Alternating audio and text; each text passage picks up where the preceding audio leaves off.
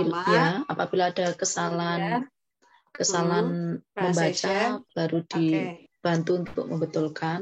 Nah, Setelah ya. itu mencari Kemudian artinya atau kata-kata mencari yang sulit arti. Habis itu apa, Bu? diketahui. Ya.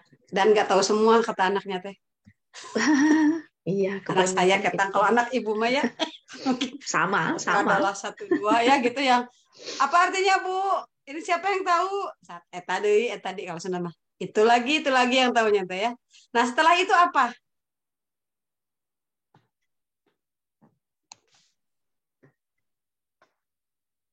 Menanyakan kepada Menanyakan.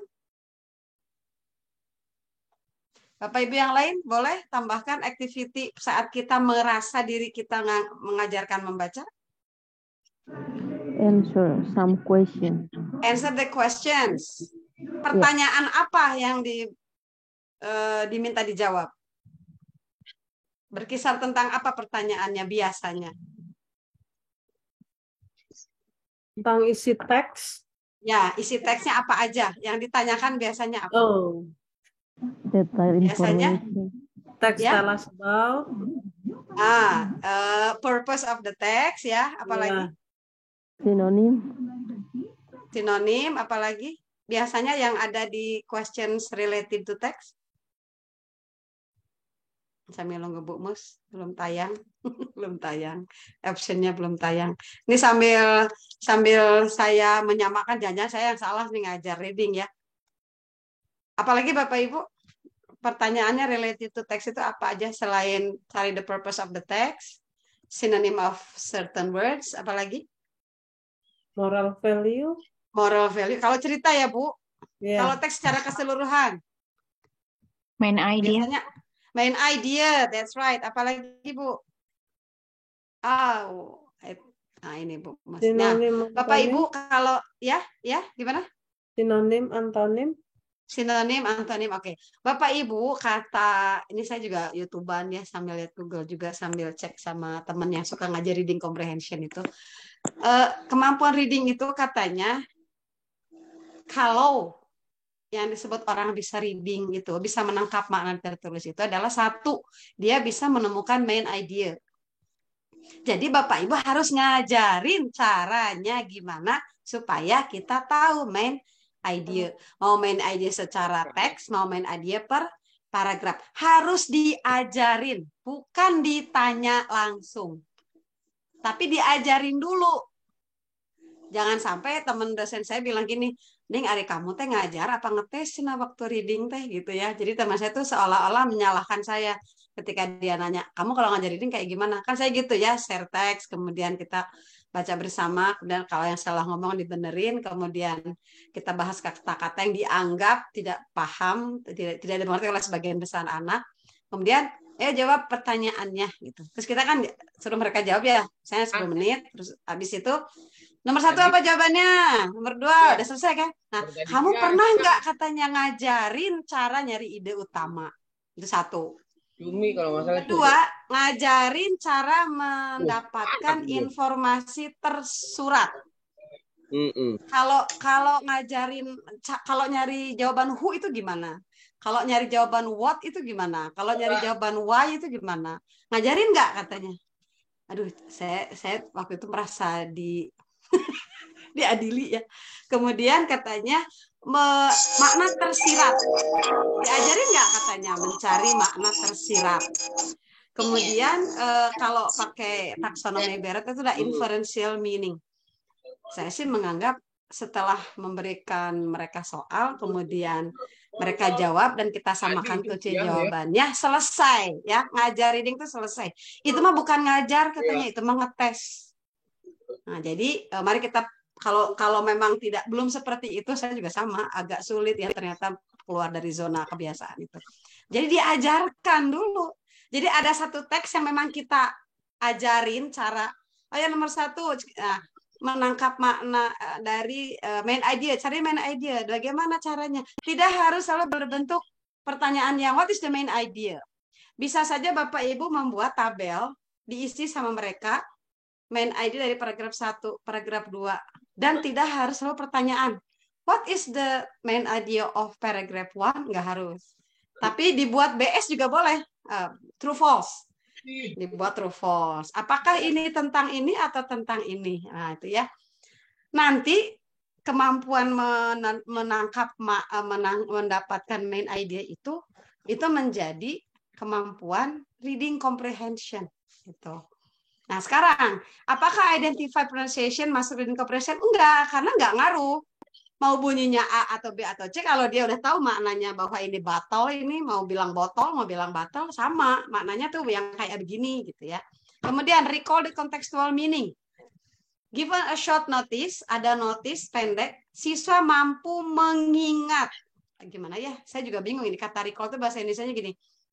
Bapak Ibu pernah dengar kata memorize ya? Memorize itu menyimpan. Kalau misalnya hari ini saya mengenalkan kata conquer. Oh, conquer ya. Kemudian conquer. Artinya apa? Conquer misalnya menduduki, kita masukin ke sini. Itu memorize. Ketika kita butuh itu, ini apa ya isinya? Ada conquer, ada construct. Oh, kayaknya conquer. Kita keluarin, itu namanya recall. Merecall itu ngeluarin ya, sudah ada di memori kita. Bahasa Indonesia saya bingung gimana ranginnya antara memorize sama recall. Kita bilangnya ngafalin kan. Ngafalin kata. Itu ya kalau bahasa sederhananya. Apakah ngapalin makna? Itu nih, students recall dan contextual meaning. Dia ngapalin makna kata di dalam notice. Apakah itu disebut reading? Ataukah C, mengingat arti dari kata di dalam notice secara kontekstual. Recall itu ngeluarin makna kontekstual dari sebuah kata. C itu mengingat arti kata dalam notis secara kontekstual. D, mengidentifikasi sinonim. Mengidentifikasi mengenali sinonim dari notis secara benar. Atau E, memahami sinonim dari kata yang ada di notis secara bermakna. Bapak Ibu kira-kira mana yang disebut reading comprehension? Yang menunjukkan dia memiliki reading comprehension. Kenapa, Bu? Kenapa, Bu? Ada meaningful-nya itu berarti dia ada meaningful-nya. Ada meaningful-nya. Yang lain milih apa? Bravo. Bravo. Kenapa bravo, Bu? Kalau ditanya bisa jawab.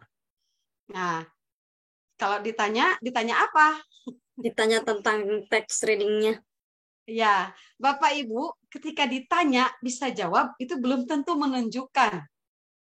Tapi kalau begini bahasanya, saya kalau di RPP selalu bilang begini, dengan bimbingan guru siswa menemukan informasi tersurat dari teks notis. Itu artinya caranya boleh apa aja. Caranya bisa ditanya, bisa disuruh milih true false, bisa disuruh mengisi tabel. Betul nggak Bapak Ibu? Jadi, menjawab pertanyaan bukan satu-satunya indikator bahwa dia bisa membaca, dia bisa menangkap makna. Nah, coba Bapak Ibu perhatikan B sama C. Kira-kira ada kesamaan nggak? Atau mirip-mirip nggak? Mirip. Mirip ya? Nah, ingat trik kita, kalau ada dua jawaban yang mirip, berarti Bukan jawaban. bukan di situ jawabannya. Betul. Sekarang, berarti jatuh pilihan yang harus kita pikirin adalah D dan Bapak Ibu kalau lihat siswa yang dianggap bisa reading itu, yang mana yang bisa mengenali sinonim atau bisa memahami sinonim secara bermakna atau mengenali sinonim dengan benar? Memahami. Memahami. Karena reading itu lebih kepada paham, bukan tahu. Kamu tahu nggak ini tulisan apa ya misalnya Crystal, tahu nggak tulisan ini? Tahu, tapi dia nggak paham, kan percuma. Tapi kalau understand, apalagi dengan meaningfully paham, secara bermakna, oh makna dari no parking itu artinya tidak boleh parkir. Tapi kalau secara kosakata, masa nggak ada note-nya gitu kan ya? Kalau secara bahasa kan biasanya note, anak-anak taunya yes, kemudian yes itu biasanya untuk speaking. Tapi kalau it is not kan taunya not ya. Nah, jadi kalau saya sih 59 lebih cenderung memilih E. Karena ada kata understand dan meaningfully. Ya. Ya, yang A nggak bisa dipilih karena ada kata pronunciation. Gitu. Iya. Kalau B sama C itu mempermainkan kata recall sama remember mirip. Ya, contextual meaning of a word kan sama dengan the meaning of a word in the notice contextually. Nah, pakai li di sini. Sama aja dong ya. Oke? Yang D ketolak karena ada kata identify sama correctly. Correctly. Karena benar kalau udah masuk ke konteks belum tentu jadi benar. Yeah. Bapak Ibu tahu well, kata W-E-L-L, maknanya apa? Well, Baik. maknanya apa? Kita taunya well itu kayak sehat. I'm good, very well, baik-baik. Ternyata ada makna lain apa, Bu? Sumur. Sumur. Nah, akhirnya lihat konteksnya kan. Dia ngomongin greeting atau ngomongin cerita putri yang memasukkan apa ke dalam sumur, itu Pangeran Katak ya kalau nggak salah. Gitu ya. Jadi tidak bisa memaknai itu tidak bisa semudah yang cuma satu kata dua kata. Oke. Next ya 60. Bu, sebentar, Iya. Bu Nining. Mangga. Tadi kan cara mengajarkan reading yang pertama kita mengajari cara menemukan main idea. Main idea, iya. Ya.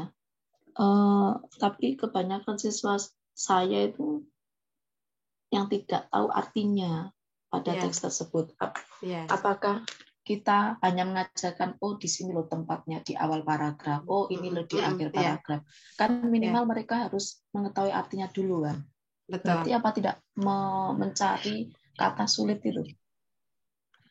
Kan ceritanya udah cari kata sulit nih, Bu. Karena gini yang saya alami, ketika anak tahu semua, Bu, pernah nggak ngecek kemampuan bahasa Indonesia mereka? Kan bahasa Inggris mah sebenarnya dengan bahasa Indonesia kan sama ya, core-nya ya Bu ya. Nah, cuman bedanya kita mah di Inggriskan gitu ya. Mereka mah di Indonesia kan. Saya ternyata sedih mendapati anak-anak saya di recount teks, mereka nggak tahu ketika saya tanya siapa pelakunya. Saya cuma bilang siapa pelakunya. Susah banget, Bu. Artinya apa? Ketika di bahasa Indonesia dia nggak diajarin, repot kita juga yang bahasa Inggris gitu. Setelah saya kasih tahu, coba baca misalnya me and my friends, apa artinya gitu kan ya, kita kan nanya arti dulu kan. Oh, saya dan teman-teman, baca sampai selesai kan. Satu apa namanya kalau tadi Ibu bilang di kalimat awal ya. Kalimat awal coba baca, misalnya kita bilang me and my friends went to the zoo. Apa artinya? Gitu udah bantu ya mereka. Saya apa ya Bu? Ada yang celutuk lah, pasti my friend tahu lah. Oh berarti saya dan teman-teman. When apa when? Kalau ada yang nggak tahu kasih tahu aja. When itu pergi. Kalau ada yang nanya kenapa Bu kan gue mah pergi, ya sama. Udah selesai. Kalau saya gitu udah sama. Bedanya hanya when itu karena ini dilakukannya dulu. Terus ke the zoo. Udah nih, udah Bu, udah tahu nih. Me and my friends went to the zoo. Kita tanya. Jadi siapa di situ yang pergi? Itu nggak semua anak spontan jawab loh Bu. Pada diam dulu. Artinya apa? Memang kemampuan menangkap maknanya belum dapat. Gitu. Jadi kalau bahasa Sunda mah wayahna, ibu harus kerja kelas lagi. Sekalian bantu pemahaman mereka terhadap bahasa secara umum.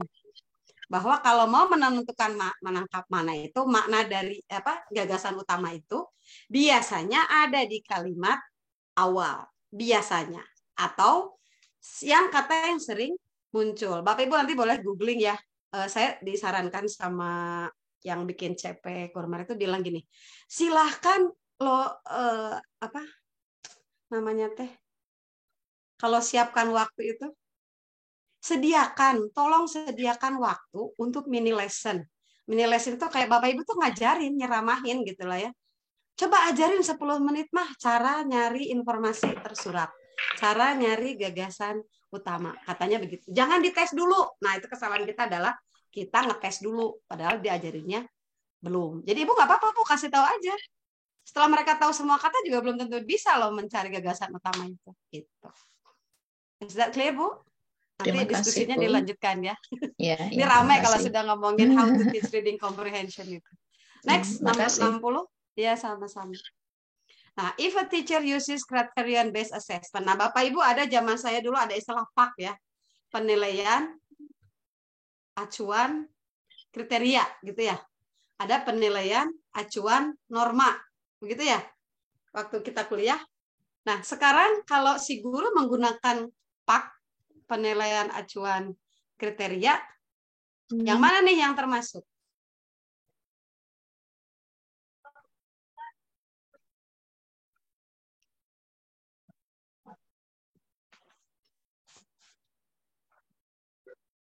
Yang D ya, Bu.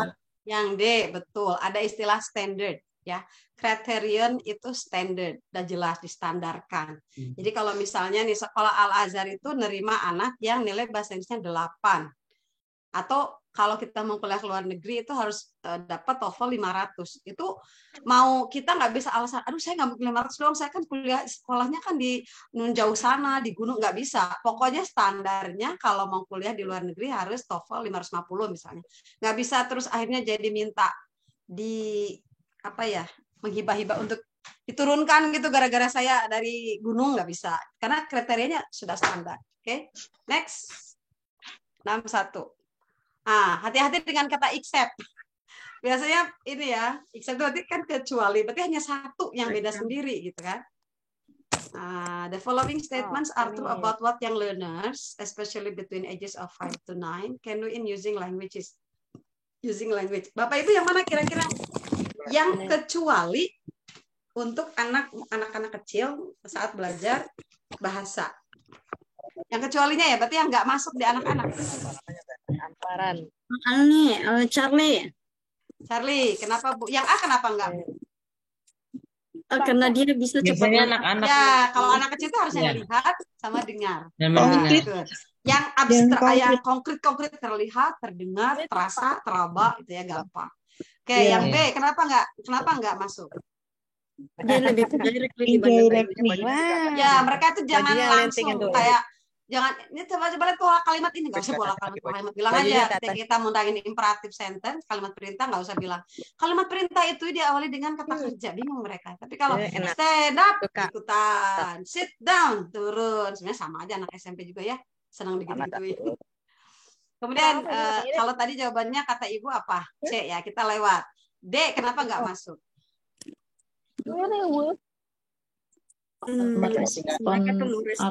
Mereka bisa merespon yang bermakna ya, jangan yang teori tapi yang punya makna jelas. Oke. Yang E biasanya anak-anak antusias ya belajar. Nah, jangan mematikan antusiasme belajar anak enak sekarang. Keribetan kita kalau ngajar. Kerudungnya dibuka, Dedek. Nah, yang accept-nya adalah kalau anak-anak itu agak sulit menerima abstract thoughts. Ya, pikiran-pikiran yang abstrak itu kayak gimana gitu ya. Jadi harus yang terlihat, terdengar, teraba gitu, terlakukan. Jadi yang C itu nggak masuk. Oke? Ada kata abstract thoughts ya. Sebenarnya anak SMP kita itu kan kemampuan bahasanya, bahasa asingnya sama dengan anak Inggris yang 5 tahun ya, yang di TK atau di kelas awal SD. Oke. Oh, ini tentang melengkapi dialog. Gampang lah ya melengkapi dialog. How do you feel teaching in this school? Well, bla bla bla bla bla. Kira-kira gimana tuh jawabannya? How do you feel itu nanya apa, Bu? Perasaan yang B. Perasaannya. Asking. How do you feel itu nanyakan? Expression. Asking for? Ayo yang ngajar di kelas 8. For kelas 8. KD 3.1. Yes. How do you feel itu sama dengan what do you think? Iya, sebenarnya opinion kan. Kalau opinion itu boleh beda, boleh aneh tanda kutip ya. Maksudnya opinion itu kan bukan fakta ya. Kalau saya bilang, menurutmu botol ini gimana? Botol ini bagus. Terus kata teman saya, enggak, jelek. Kata saya, ya biarin aja kan kata saya bagus. Kata kamu jelek, ya terserah kamu. Karena itu adalah opinion, nggak bisa dihukumi benar atau salah. Nah, cari di sini yang benar atau salahnya nggak bisa dihukumi. Berarti A ya. Kenapa yang A? Feelingnya tuh ingin ngajar. Kalau feelingnya biasanya diisi dengan apa, Bu? Kalau saya bilang, oh this is good, that's bad. It's interesting. Itu kata apa? Kata sifat biasanya. Yang Oke, which one? Iya, yang bravo ya. The most advanced yang one kata saya adalah the most advanced ones. Belum tentu loh kata orang yang pernah ketemu sekolah yang lebih bagus lagi gitu. Jadi, nah Bapak Ibu, ketika Bapak Ibu teaching the students how to give opinion, masukkan karakter tentang boleh berbeda asal punya argumen masing-masing. Klik tah karakter masuk ya, nggak usah ditulisin di RPP juga. Ribet-ribet nanti. Jadi ada tuh anak saya praktek misalnya, what do you think about Mr. Reza? Ada gurunya. I think he is kind. Kadang temennya, ya enggak, kata aku mah. Ya nggak apa-apa kan kata dia, baik tuh. Kata kamu mungkin kamu pernah dimarahin, jadi nggak baik. Jadi nggak boleh menjudge yang beda pendapat adalah salah. Itu masuk itu karakternya, menerima perbedaan. Next, 63. Which of the following is the... Oke. Conditional sentence, Bapak Ibu ingat? Silahkan. Silahkan. Meditasi dulu. Which one is appropriate? Bravo. Bravo. Syaratnya apa, Bu? Kalau bravo. Ini conditional type 3. Kalau type 3 gimana syaratnya, Bu? Unreal condition in the past. Kalau syarat tipe 3 gimana, Bu? If plus Setelah if ada pelakunya diikuti apa? Tensisnya. Kata kerja Past perfect. Yang B past perfect bukan, Bu? Ya. Ya. Past perfect bukan. Dia present, sorry. Delta. Bukan juga. Yang B itu tertolak karena dia tuh nggak jelas. Present perfect bukan. Past perfect bukan. Ya nggak? Kalau present perfect, I have had. Udah sampai situ. Present perfect. Presentnya have, had-nya perfect. Berarti kata kerjanya have dong. Sama seperti I have had my dinner. Saya sudah makan malam. Tapi di situ ada studied. Nah, mungkin yang benernya adalah I have studied atau I had studied. Kan gitu ya. Kalau mau dipasangkan dengan tipe 3 yang I would have, maka di sini harusnya had studied. Maka salah nomor B kalau dipilih gitu. Oke, ada lagi? Yang mana lagi? Yang A kenapa nggak ada yang milih? Apa yang membuatnya tertolak? Sama-sama future. Ya, itu dia if sama will-nya di depan ya Bu, Pak, numpuk ya Pak. Ada will juga, ada should juga di depan. Nah, kemudian tensisnya nggak nyambung. Yang sana would have been, yang ini if sama would-nya nyambung. Harusnya kan if we worked. Ya? Nah, harusnya kan if you had worked. Nah, yang A itu setelah if-nya tidak sesuai tensisnya. Oke, yang C. Apakah betul yang C? Ya. Bisa. Kenapa? Ingat, pasangannya adalah tensisnya apa? Past perfect. Ada past perfect di situ? Would. Oh, ini mah Pak. Ini mah past. Tensis itu di situ Bu, di setelah if Bu, di setelah if. Past tense. Pas. Past tense nggak nyambung sama would have been. Nggak nyambung dia ini yang nggak kasih. Bukan temennya. Oke, silahkan Bapak Ibu pilih lagi. Oh, delta ada. Delta atau ada head. Ya, yang D itu. Oh, ini terbalik ya, head tertolak. Sebetulnya boleh ada head. Boleh head I learn itu boleh. Tapi kalau have di depan berarti kalau dibalikin berarti I have head dong. Sama dong nasibnya sama B. Iya. Tuh, ya. Jadi satu-satunya yang benar adalah yang sisa. Ya, Yang sisa. Ini kok sudah di depan, Bu? Sudah di depan. Ya bisa dibalikin ya. Katanya sudah di depan itu sama dengan if. Kayak pernyataan gitu ya, Bu. Ya, jadi harus dalam konteks apa yang sama past perfect. Oke? Kenyang ya Bu? Kenyang kalau sudah. Karena kalau if condition tuh semua diturun-turunin ya ilmu tensisnya. Oke, di option the best ya kita melengkapi. Kira ente yang sekolah tadi. What do you think of my latest achievement? Nah, sama dengan yang tadi. Ayo kita cari yang giving opinion.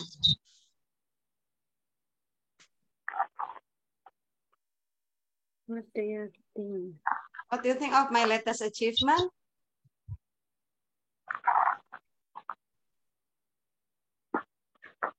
Yang E, Yang kenapa? I know you are the best. The best of my friends. Iya. Kenapa enggak A? Ya apa? Ini kasihan ya. Oh, saya nggak pernah dengar tuh achievement kamu. Teman macam apa? Kejam yang Amem, kejam. Kejam banget ya yang A itu. Oke, yang B. Kenapa nggak dipilih? Ini ke Kalau yang B itu ada timbal balik apa sebenarnya. hanya mau mensupport sementara dia achievementnya Dia udah. kan nanyain yang kemarin ya, my latest ya. Ya. Oke.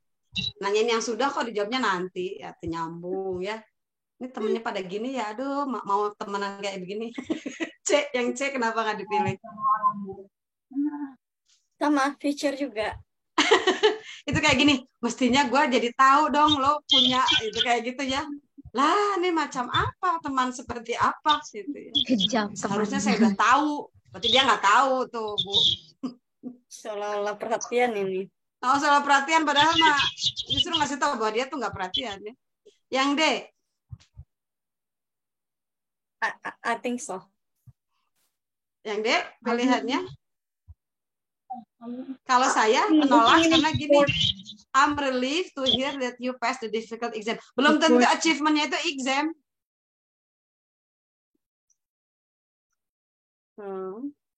Kan latest achievement bisa saja dia dapat beasiswa, dia menang lomba. Kalau di sini mah, aduh saya merasa lega mendengar kamu lulus ujian. Terus kata si person satu teh, emang kamu tahu dari mana latest achievement saya ujian, gitu kan? Soto juga. Nih 1, 2, 3, 4 teman-temannya dimusnahkan aja ya.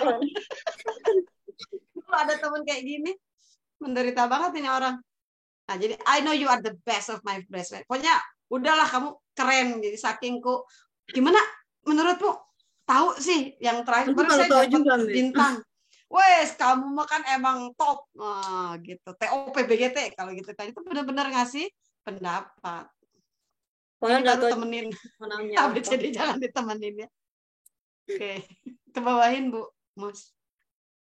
Oke, conditional sentence lagi. Makin panas. Jam berapa ini? 8:30. Mangga Bapak Ibu mau pilih yang mana?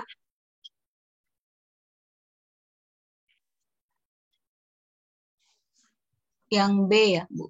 Kenapa? Ini type 3 bukan? Berapa kayaknya nih? Ya, type 3.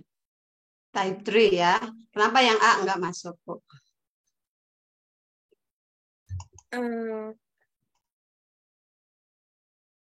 Karena ada yang lebih benar. Karena Future. Nggak ada if-nya. Karena nggak ada if-nya. Karena nggak setara.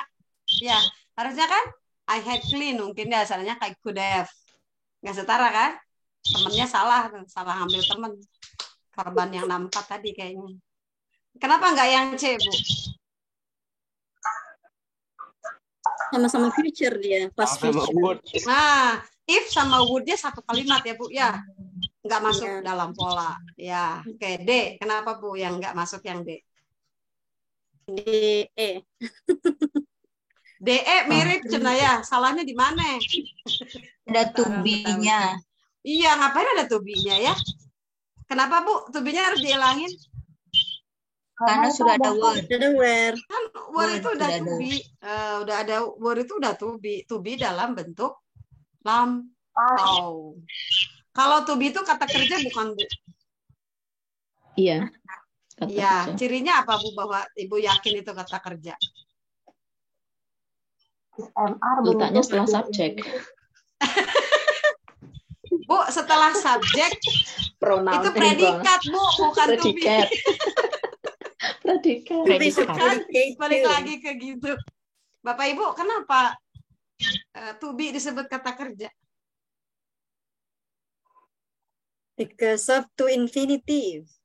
Nah, karena itu ada to-nya. Jadi katanya itu apa, Bu? Kata aslinya. Bare infinitifnya apa? Is MR. Be. Be. To be itu bukan isi MR, Bapak Ibu. Bare infinitifnya be. To infinitifnya to be. Informnya apa? Being. Be dalam bentuk present apa? Baru masuk yang itu. Is MR. MR. Kalau di Sunda dulu saya dengar Aramis ya. R, M, is. Biar cepat katanya Aramis. Kemudian kalau to be-nya dimasukin ke pola past tense atau to be-nya past tense jadi apa? Be yang past tense? Was. Kalau be-nya past participle jadi apa? Been. Nah itu tabel itu bisa kita bolak-balik, betul nggak? Mungkin tabel satunya be, tabel 2-nya to be, tabel 3-nya inform, being. Jadi jangan pernah bilang kata kerja satu itu adalah present. Belum tentu kata kerja satu present. Ya, jadi hentikan mengatakan verb 1, verb 2, verb 3. Oke? Jadi DE tertolak karena dua-duanya di depannya aja udah salah. Jadi jawaban yang benar adalah bravo. Oke. Wah, cepat sekali. Hebat. 66. Professor David was an original thinker. The only problem with the professor was he spoke the whole period. Walah, kebayang, Bu. Si bapaknya ngomong 50 menit cenah dan tidak pernah membiarkan siswanya berinteraksi. Jadi siswanya itu suruh jadi pendengar pasif. Nah, kira-kira problem di atas itu harusnya si profesor itu gimana supaya membuat si studennya terlibat. Tapi dia ngomong terus ya. Kayaknya Charlie deh. Dia ngomong terus nih. Terus kita kasih Prof jangan gitu, lihat anaknya masa jadi pasif. Gimana atuh ya supaya engage, kata si Davidnya teh. Profesor. Harus digimanain anak-anaknya. Kayaknya Charlie deh. Supaya ngomong terus. Oke, kenapa enggak A? D kayaknya. Kenapa enggak A? Yang D. Yang A itu untuk student understand aja, dia enggak. Ya, understand doang. Kalau understand kan pasif ya. Receiver kan, receive doang. Oh, gitu doang kan. Kalau B kenapa? Sama exercise juga, jadi hanya dulu exercise, Pak diam-diam juga, ngumpul tapi diam-diaman, ngumpul sendiri gitu. Kemudian C, presenting the materials on the slides. Nah, ini bisa. Siapa Bu yang presenting? Dosennya. Hati-hati. Lihat soal di atas. Which of the following can Professor David use? Berarti si Professor Davidnya presenting. Ya kan yang tadi. Ini yang delta berarti asking student. Yang delta. D apa E? Iya, D aja. Udah jelas asking student to discuss. Pasti dia ngobrol. Ini topiknya lempar. Kamu diskusikan. Tapi kalau benefiting technology to make learning fun, gimana detailnya nggak jelas kan? Benefiting teknologinya dengan cara apa? Asking students to discuss the topic bisa dengan benefiting technology. Misalnya dia ngasih gambar yang berbeda pada setiap kelompok atau ngasih dua kertas yang berbeda kepada dua orang supaya mereka saling bertanya. Itu kan jadi diskusi ya, mau tidak mau ya. Yang satu megang kertas tabel tentang nyari umur temennya, yang satu lagi jawab bahwa saya umurnya sekian, kan itu berarti dia harus nanya ya, tidak mungkin diam gitu, jadi engage. Oke, sip. Jadi nomor D, delta ya. Yes. Why ma'am? Ya kan siswanya ada jadi aktif Bu. Bukannya profesornya yang mau spoke the whole period 50 menit ya. Jadi kita harus fokus ke profesornya yang ngomong, tapi siswanya terlibat. Kalau asking bukan. Jadi gini, ini ceritanya kayak ada masalah. Masalah berarti udah terjadi dong, Bu. Misalnya nih, Profesor David tuh diliatin sama saya. Prof, kok kamu ngomong terus ya 50 menit? Tuh jadi anaknya pasif. Terus kata saya, gimana dong supaya bisa engage? Nah, kita kasih tahu. coba Prof ask students to discuss the topic, itu maksudnya kalau yang saya pahami. Bukan pada saat ngomong suruh diskusi, bukan pada saat profesor ngomong nanti Pak siapa yang mau dengar semuanya ngomong ya. Ya nggak Bu? Iya betul Bu. Nah itu ciri Bapak Ibu bahwa kita kadang memaknai berbeda, tulisan yang sama persis kita maknainya berbeda ya Bapak Ibu ya. Tulisannya sama kan, si Ibu baca soal yang sama, si saya juga baca soal yang sama kan, tapi pemaknaan kita berbeda ya. Betul nggak? Yeah. Itu pun dialami oleh siswa, makanya harus diajarin sama ibu bapak guru bahasa bagaimana memaknai yang benar, mendapatkan ide yang benar, mendapatkan informasi yang benar dari bacaan gitu. Oke, 67. The following products of technology can be used to teach digital native students except, yang mana yang kecuali? Yang A. Kenapa? Kenapa yang A? Teknologi. Ya, teknologi sosial media bukan teknologi ya. Produk teknologi sosial media. Oh iya, produk. Iya, produk itu laptop, komputer, mobile sama digital. Mobile itu maksudnya HP ya. iPad, mobile phone. Oke, 68. Miss Monica always teaches students who require more verbal explanation or ask more questions to fully understand something. Ibu Monica ini namanya Monica ya, Monica kali maksa banget ya, emang ada kali. Miss Monica selalu ngajar siswanya yang, nah Bapak Ibu ini yang saya bilang tadi relative clause. Who-nya ke siapa? Who-nya nerangin siapa? Who require more verbal explanation itu siapa? Student. Sebetulnya dia kalau mau pakai akademik tulisan mah who kurung m. Sebetulnya whom, cuman dalam konteks yang komunikatif whom itu jarang. Jadi yang membutuhkan more verbal explanation itu siapa? Student. Monica atau student. Itu di situ kenapa butuh relative clause gitu ya. Jadi students yang membutuhkan banyak eksplanasi verbal harus banyak diterangin tuh. Si Ibu Monica harus apa supaya si siswa ini berhasil belajarnya? Si siswa itu karakternya adalah perlu yang nerangin banyak. Biasanya orang-orang audio ini atau mereka suka nanya macam-macam. Supaya paham tuh mereka harus diterangin sama harus nanya. Nah, kalau untuk anak seperti itu harus apa?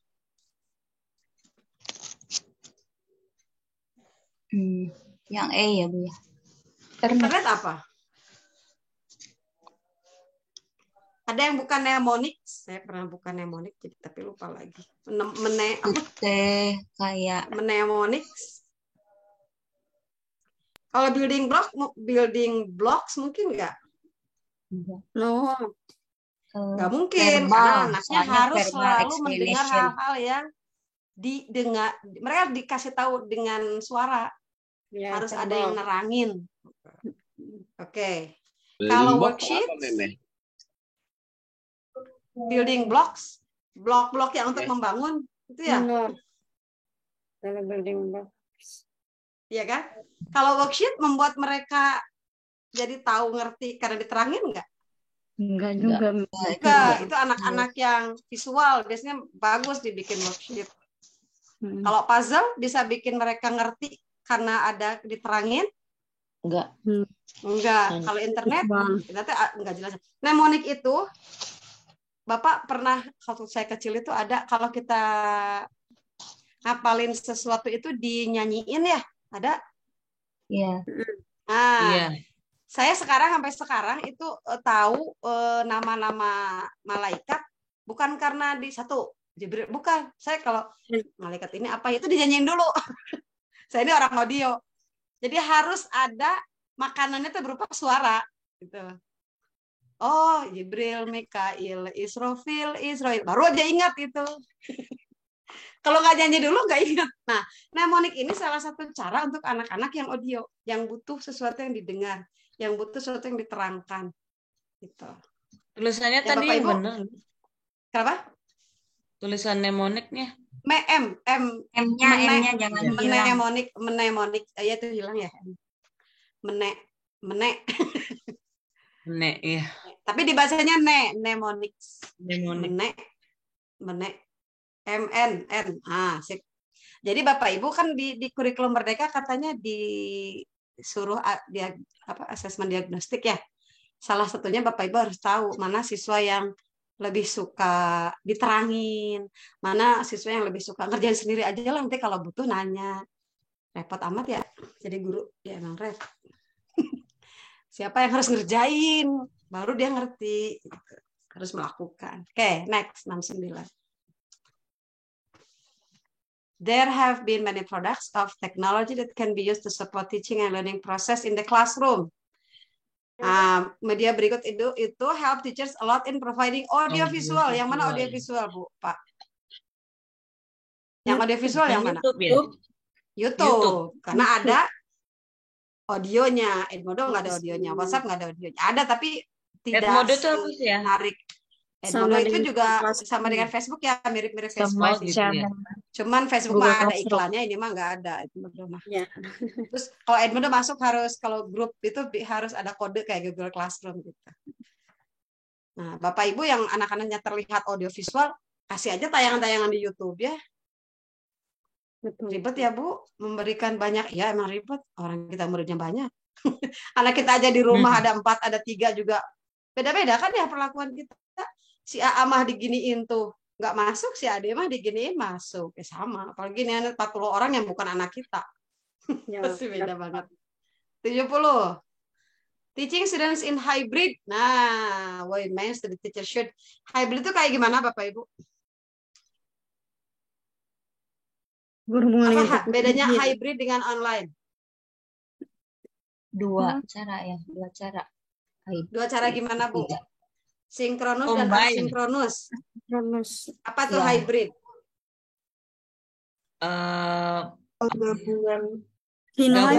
Gabungan dari offline sama online. Maksudnya gimana tuh gabungan online sama offline?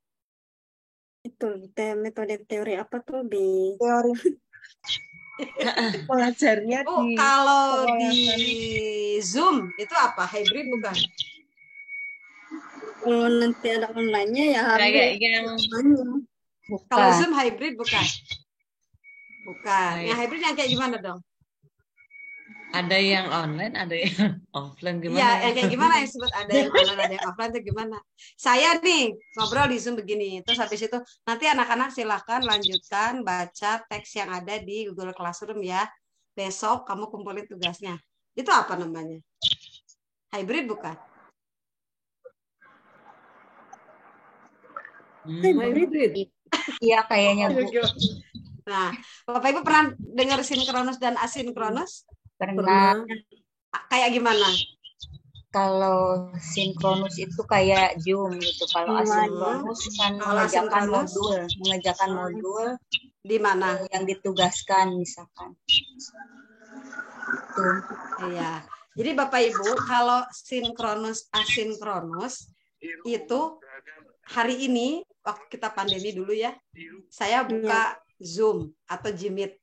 Itu sinkronus pada saat yang sama, si peserta juga sama-sama ada di situ juga. Kemudian, ini waktunya nggak cukup ya, ternyata menjawab pertanyaan nomor 5 nggak selesai.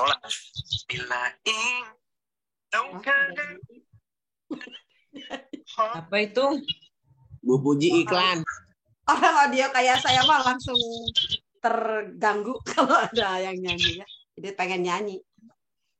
Nah, ketika kita bilang, oh nomor 5 nggak selesai ya, kalau gitu saya tugaskan dia nomor 5, kamu buka di Google Classroom, di situ ada nomor 5 dengan teksnya yang banyak, bla bla bla, kerjakan bla bla, besok kumpulin jam 6, itu asinkronus. Itu bukan hybrid. Bukan hybrid. Hybrid itu pada saat yang sama, pesertanya sama jamnya, tapi yang satu lewat Zoom, satu di situ duduk YouTube, di depan kayak ada seminar gitu ya, Mam. Misalnya seminar itu kalau dibilang kita akan mengadakan seminar hybrid, berarti Anda boleh online, Anda boleh offline pada waktu yang sama. Bersamaan. Ya, misalnya ada workshop besok jam 8. Aduh, saya kalau jam 8 dari rumahnya jauh nih, saya ikut yang Zoom aja. Tapi yang dekat, saya mau daripada Zoom, ini dekat inilah. Nah, itu namanya hybrid. Waktunya sama, tapi mode yang digunakan oleh peserta berbeda. Oke, udah ya. Jadi yang mana nih kira-kira A, B, C, D, E? Delta. Kenapa? Yang tadi yang tadi yang offline dengan online. Karena kalau saya sih yang D itu kurang spesifik ya, karena ketika saya ngobrol di Zoom atau di Jimit kemudian nugasin di Google Classroom, itu dua-duanya bisa dianggap online ada, offline-nya ada. Jadi combine yang dimaksud itu yang kayak tadi yang saya sampaikan. Oke, 71. Pak Dani understand how to teach grammar. Yang combine offline and online modes in teaching and learning process. Okay, number 71. Kenapa keluar? Salah, bukan keluar deh. Oh, ininya. Okay. As a teacher, Mr. Dani understands how to teach grammar. Oh, ini kita banget ya.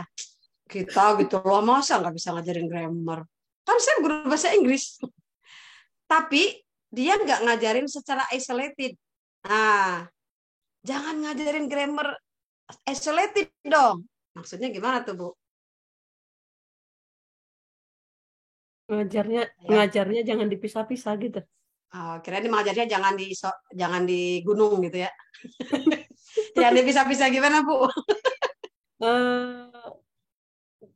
Kebiasaan kita ngajar kan khusus ketika ngajar gitu. simple present tense, enggak ke dalam teks gitu. Ya, betul.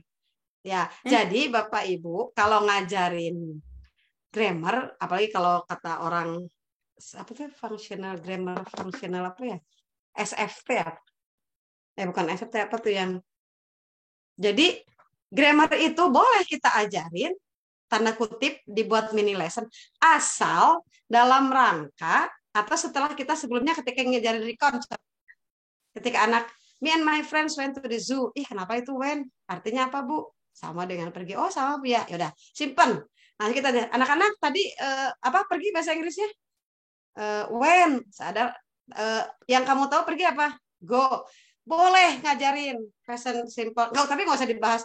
Simple present adalah. Tulis. Saya dulu.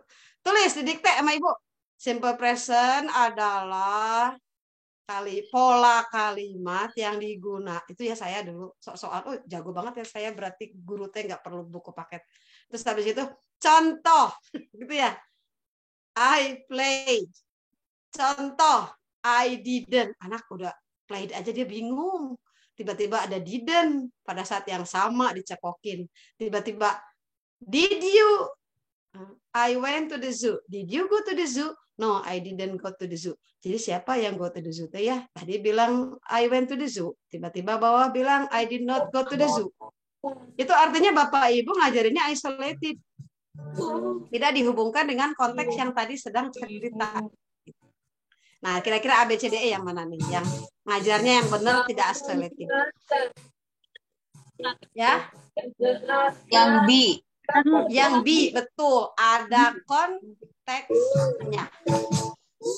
Bu Mus pernah lihat YouTube saya, Bu Mus? Ada betapa. Yang saya ngajarin rekonteks. Nanti minta ke Pak Andri ya linknya. Jadi saya setiap ngajar rekonteks, saya buat videonya, saya juga ngecek aja kalau saya ngajarin benar nggak sih? Ternyata saya tahu saya banyak nggak benernya ya. Jadi saya ketika saya nerangin kosakata yang ada hubungannya dengan simple past, itu bukan yang dikasih draft. Bapak Ibu suka ngasih yang satu tabel itu ya? Benar nggak? Apalin? Bring, brought, itu ya. Terus apa lagi? Bu Mas?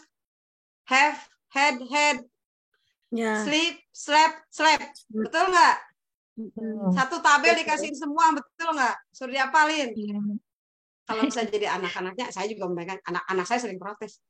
Ngapain saya ngapalin 70, 51 kata? Orang nggak dibutuhkan kan gitu. Anak saya yang pertama gini, tuh Bu, lihat AA bisa ngapalin 51. Benar, ngapalin 51, benar semua. Tapi anak saya yang kedua ini nggak tahu kayak gitu, itu dia lebih bisa ngomong daripada yang ke satu. Jadi nggak nyambung. Kita ngomongin apa tadi ya? Bring, brought, padahal kita lagi nerangin. Nah, waktu itu saya recount teksnya ngawalin dengan first day of school. Apa yang kamu lakukan pada saat hari pertama sekolah? Kan munculnya gitu ya, bangun, mandi, sarapan, pakai baju seragam, pergi ke sekolah, di sekolah ngapain? Jajan katanya, ya kan belum belajar Bu, upacara, katanya jajan, bersih-bersih kelas. Ibu Bapak, hari itu, jam itu, di situ saya cuma nerangin 8 kata itu aja. Dan saya tidak bilang regular, irregular. Saya nggak pernah bilang, cuman gini aja, bangun apa bahasa Inggrisnya? Ada yang tahu kan, wake up, wake up. Nah, ini karena first day of school udah lewat, waktu itu tanggal 9. Sekarang kan bukan tanggal 9 ya, tanggal berapa sekarang ya? Berarti udah lewat dong. Masa lalu dong, kita cerita bohong-bohongan ya, anak-anak SMP mah. Kita cerita masa lalu, ini ceritanya cie gitu kan, bahasa anak cie. Saya bilang, bangun bahasa Inggrisnya woke up. Udah, saya nggak bilang woke up adalah bentuk lampau dari, nggak usah. Pokoknya kalau kamu nyeritain lampau, woke up. Apalagi mandi. Mandi apa bahasa Inggrisnya? Ada yang celetuk kan? Ada anak ajak yang take a bath. Saya bilang take jadi took. Langsung jadi apa? Took a bath. Udah hari itu di situ jam itu mereka hanya tahu 8 kata itu aja. Berguna nggak Bu? Berguna. Berguna. Nggak usah di bring brang brong itu, nggak usah yang si so sin, nggak usah. Orang belum dibutuhkan. Gitu. Tapi seandainya ada yang tanya, kok bisa Bu berubah jadi tuh? Nggak tahu dari sananya. Saya jawabnya gitu. Saya jawabnya gitu. Nggak tahu dari sananya. Saya balikin bahasa Sunda, Bu. Bahasa Sunda kan ada bahasa orang Sunda di sini. Saya bilang gini, kalau kamu nanya kenapa gue jadi wen, saya nggak bisa jawab. Tapi kenapa Bu di situ pakai wen? Karena kita nerangin hal yang dikerjakan pada waktu lampau, sudah lewat. Mereka gitu. Tapi kalau kenapa ya? Kenapa have jadi have, hari go jadi when gitu ya? Ada Bu, ada. Bahkan teman anak saya bilang go gitu ya. Ada tuh beneran. Kalau go jadi, saya baru mau ngomong go karena saya kan bilang kalau play jadi played. Saya gitu kan. Kalau go, saya udah mau nerangin. Saya nggak nanya ke mereka, udah pasti salah. Go udah ketawa satu kelas. Saya pura-pura marah. Sotoy lo gitu ya, saya bilangin. Ih, jauh amat. Semua anak pasti kalau dibilang gue jadi ih, jauh amat. Saya kipas-kipas aja. Ya inilah bahasa Inggris kata saya. Maksudnya jangan dikasih pola. Ada yang celetuk Bu, saya juga heran nih anak dapat dari mana.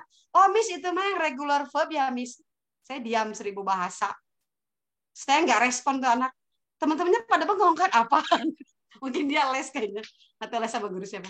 Oh Miss itu mah regular ya Miss. Ini mah irregular. Saya diam aja, saya pelototin anaknya. Jangan buka rahasia gitu maksudnya. Maksudnya bukan buka rahasia, jangan pusing-pusingin teman kamu. Hari itu di situ mereka butuh itu aja. Jadi kalau saya bilang kenapa, jangan kenapa sama aja. Kalau orang Sunda kenapa suka bilang saya mah apa pakai mah? Sebenarnya ketawa kan? Nggak tahu.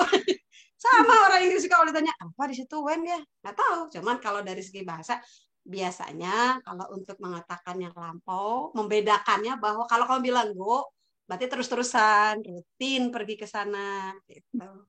Makanya ada keterangan waktu. Nggak ada pun kita kasih tahu bahwa kita tahu kesimpulannya pernah. Mungkin kemarin, mungkin 2 hari. Yang saya perhatikan sekarang yang guru lesnya. Kenapa? Oh dia guru les. Bu kalau di guru les mah nggak apa-apa ya, mau ngajarin apa aja terserah. Cuman saya sih di Bapak Ibu nanti boleh linknya, nanti minta ke Pak Andri ya, linknya saya ada 11 video. Itu saya jadi baru tahu bahwa saya juga nggak benar juga ternyata ngajar tuh ya soal pakai video itu, maksudnya buat refleksi saya juga.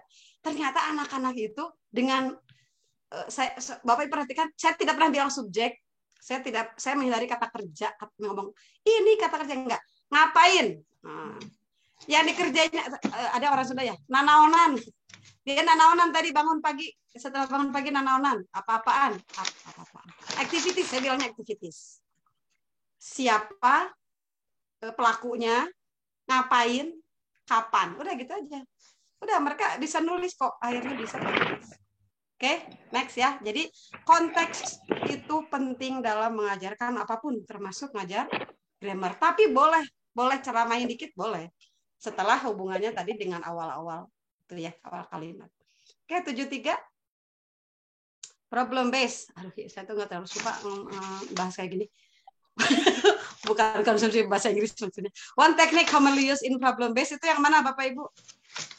Masalah problem solving. Ada problem solving di situ yang mana? Oh, katanya teachers kalau ngajarin pakai PBL itu jadi gimana? PBL itu problem aja, permasalahannya aja. Yang mana Bu yang ada problem ada 2 ya? C sama E. Kira-kira mau yang mana? Kenapa tidak C? Ngapain dikoleksi, Bu? Ngapain? Ibu udah lebih pintar dari saya, bagus aja. Cobain dikoleksi ya. Udah, ngapain ngoleksi masalah? Kita aja udah banyak masalah. Kalaupun ada masalah yang awalnya dikoleksi, nanti kita arahin. Kira-kira mana yang paling kamu ingin pecahkan hari ini juga, detik ini juga, begitu. Bapak Ibu nanti saya kasih link, saya pernah membawakan workshop P5, tapi saya awalannya dengan project base. Itu pada ketawa-ketawa gurunya. Jadi saya membuat mereka jadi siswa, saya jadi guru. Saya nggak ngasih PPT yang PBL adalah project base, adalah enggak. Nanti boleh minta ke Pak Andri ya. 74 berikutnya, ini ada accept lah, gampang ya. A good learning objective should at least consist of the following. Kecuali apa yang nggak usah adanya. Apa yang nggak perlu dalam menentukan learning objective. Kayaknya terakhir ya, nomor terakhir ini. Sudah jam 9. Mana yang nggak usah ada? Yang I kayaknya. Yang I, kenapa? Outcome itu apa ya? Outcome itu sama dengan tujuan. Alpha mungkin. Alpha. Kenapa alpha? Karena kalau di learning objective itu nggak ada assignment ya. Kalau di dalam objektif nggak ada assignment, betul. Ya, ngapain di tujuan pembelajaran ada tugas?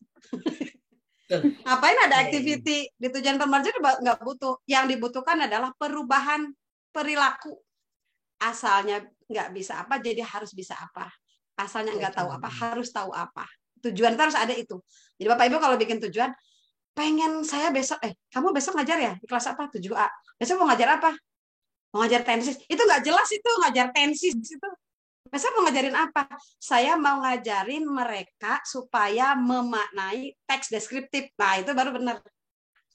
Kemampuannya adalah memaknai. Nanti ditanya sama temennya, teks deskriptif lisan atau tulis?